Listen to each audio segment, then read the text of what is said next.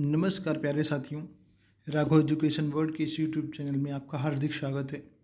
जैसा कि आप सभी को पता है कि हम लोग यूपी ट्रिपल एस पेट में हिस्ट्री का जो टॉपिक आपको दिया गया है उसके अकॉर्डिंग आपको क्वेश्चंस की जो है एक बेहतरीन श्रृंखला जो है करवा रहे हैं। इसके अंतर्गत आज का हमारा टॉपिक है मुग़ल साम्राज्य। ठीक है, ये हमारा मुग़ल साम्राज्य पे तीसरा टॉपिक है, जिसमें हम लोग जहांगीर, शाहजहां और औरंगजेब से बनने वाले महत्वपूर्ण प्रश्नों पर चर्चा करेंगे। तो आइए हम लोग आज का अपना सेशन स्टार्ट करते हैं बिना टाइम के देरी किए। और हाँ, अगर आप लोग चैनल पर पहली बार आए हैं तो चैनल को सब्सक्राइब करना बिल्कुल ना भूलें। ठीक है, चलिए हम लोग आज का सेशन स्टार्ट करते हैं।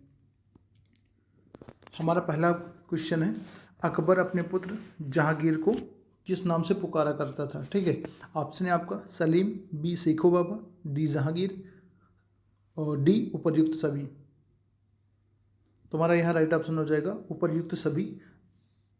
ठीक है, सलीम, शेखो बाबा और जहांगीर, ये तीनों नाम जहांगीर के ही थे। ठीक है, और बात करें हम लोग जहांगीर की, जहांगीर का जो शासनकाल था वो 1605 से स्टार्ट हुआ और ये 1627 ईस्वी तक चलता रहा।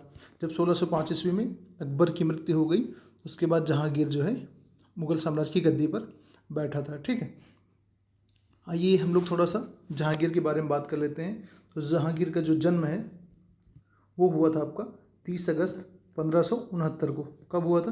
30 अगस्त 1569 को जहांगीर का जन्म हुआ था और ये अकबर का तीसरा पुत्र था, अकबर का तीसरा बेटा था। ठीक है, जहांगीर अकबर का तीसरा बेटा था और कहा जाता है कि इसका जन्म जो है शेख सलीम चिश्ती की दरगाह में हुआ था। ठीक है, उन्हीं की कुटिया में इनका जन्म हुआ था, उसी के कारण इसका नाम सलीम रखा गया था। ठीक है, आप लोग इसको याद रखिएगा। ठीक, और बात करें जहांगीर की माता, तो इनकी माता का नाम था मरियम उज़्ज़मानी। क्या नाम था? मरियम उज़्ज़मानी। ठीक, जो कि आमेर के राजा भारमल की पुत्री थी, ये आप लोग याद रखिएगा, भारमल। ठीक है, भारमल की पुत्री थी कौन? मरियम उज़्ज़मानी। ओके, चलिए हम लोग नेक्स्ट क्वेश्चन पे आते हैं। हमारा अगला क्वेश्चन है, 1606 ईस्वी में जहांगीर के किस पुत्र ने उसके विरुद्ध विद्रोह किया। ऑप्शन है आपका खुसरो, बी खुर्रम, डी शहरयार और डी परवेज। तो यहाँ पे हमारा राइट ऑप्शन हो जाएगा खुसरो। इसने जहांगीर के विरुद्ध विद्रोह आरंभ कर दिया था। ठीक है, और इसके बारे में कहा जाता है कि औरंग के पुत्र खुसरो को सिखों के जो 5वें गुरु थे अर्जुन देव, उन्होंने इसको शरण दिया था, जिसके कारण जहांगीर ने इसको जो है फांसी दे दी थी। गुरु अर्जुन देव को फांसी पे लटका दिया था। ठीक है, तो याद रखिएगा आप लोग खुसरो। चलिए हम लोग आगे बढ़ते हैं। हमारा नेक्स्ट क्वेश्चन है, नूरजहाँ का मूल नाम की नहीं क्या था। ठीक है, जिसके साथ 1611 ईस्वी में जहांगीर ने शादी कर ली। ठीक है, आपका पहला ऑप्शन है नूर महल, दूसरा मेहरुनिसा, तीसरा अनारकली, डी अर्जुमंद बानो बेगम। तुम्हारा राइट ऑप्शन हो जाएगा मेहरुनिसा। ठीक है, नूरजहाँ का मूल नाम मेहरुनिसा था। ठीक है, बात करें नूरजहाँ की, तो नूरजहाँ को पहले जहांगीर नूर महल कहा करता था। क्या कहा करता था? नूर महल। और बाद में इसको धीरे से इसने जो नूरजहाँ कहना स्टार्ट कर दिया। ठीक है, और कहा जाता है कि जहांगीर ने जो है नूरजहाँ को उसकी कुशाग्र बुद्धि के कारण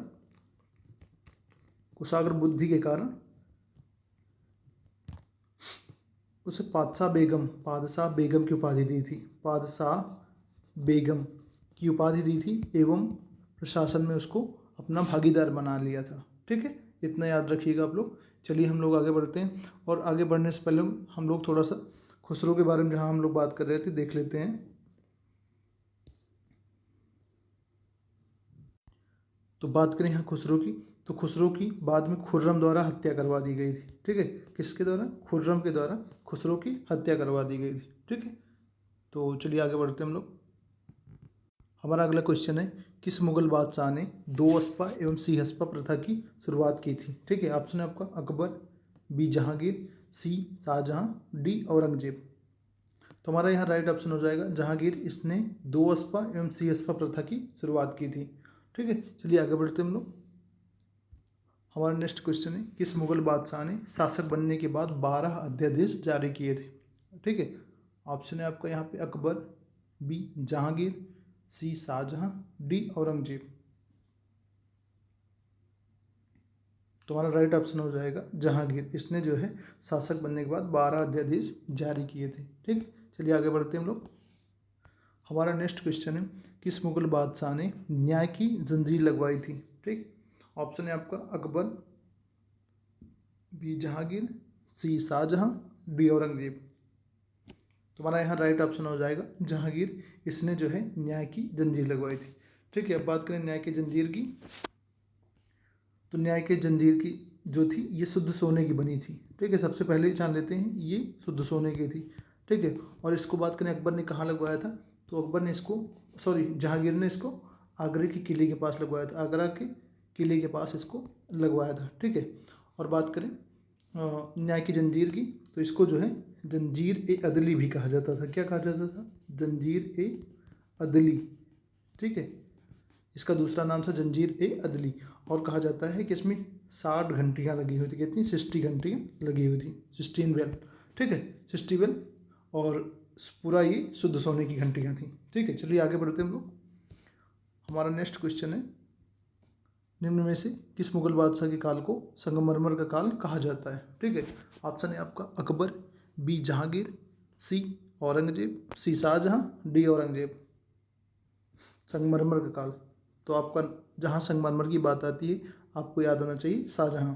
ठीक है, अब हम लोग थोड़ा सा शाहजहां पे बात कर लेते हैं। ठीक है, तो शाहजहां का जो शासनकाल था वो 1627 ईस्वी, जब जहांगीर की मृत्यु हुई तो शाहजहां गद्दी पर बैठा और इसका 1658 ईस्वी तक शासनकाल चला। ठीक है, और बात करें शाहजहां के जन्म की, तो शाहजहां का जन्म हुआ था 5 जनवरी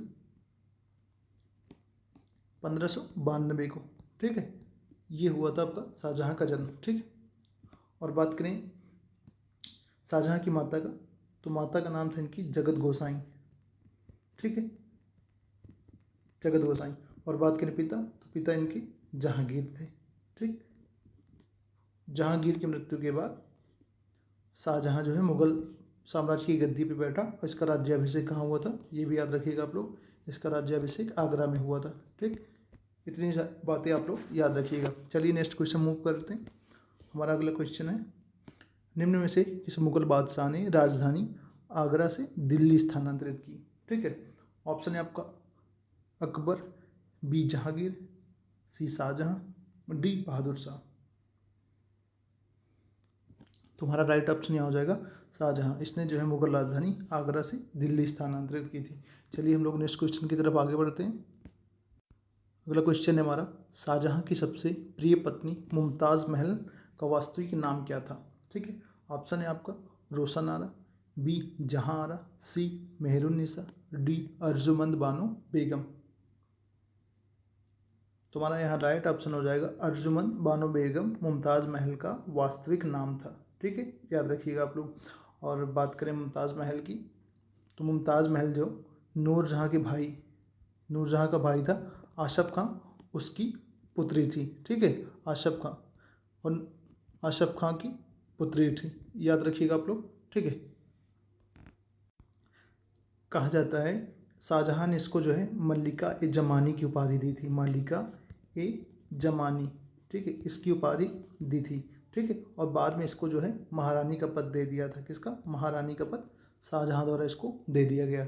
ठीक है, और बात करें मुमताज़ की, तो मुमताज़ की जो है 1612 ईस्वी में शाहजहां के साथ शादी हुई थी। कब हुई थी?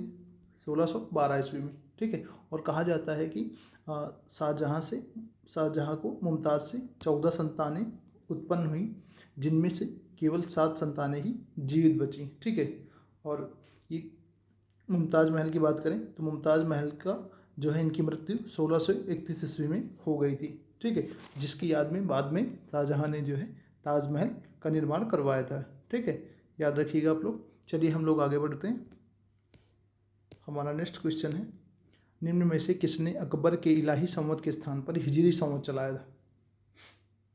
ऑप्शन है आपका शाहजहां, बी जहांगीर, सी औरंगजेब, डी मोहम्मद शाह। तो यहाँ हमारा राइट ऑप्शन हो जाएगा शाहजहां। इसने अकबर के इलाही संवत के स्थान पर हिजरी संवत चलाया था। ठीक है, याद रखिएगा आप लोग। चलिए आगे बढ़ते हैं। नेक्स्ट क्वेश्चन है हमारा, शाहजहां के काल में कौन सा यूरोपीय यात्री भारत आया था?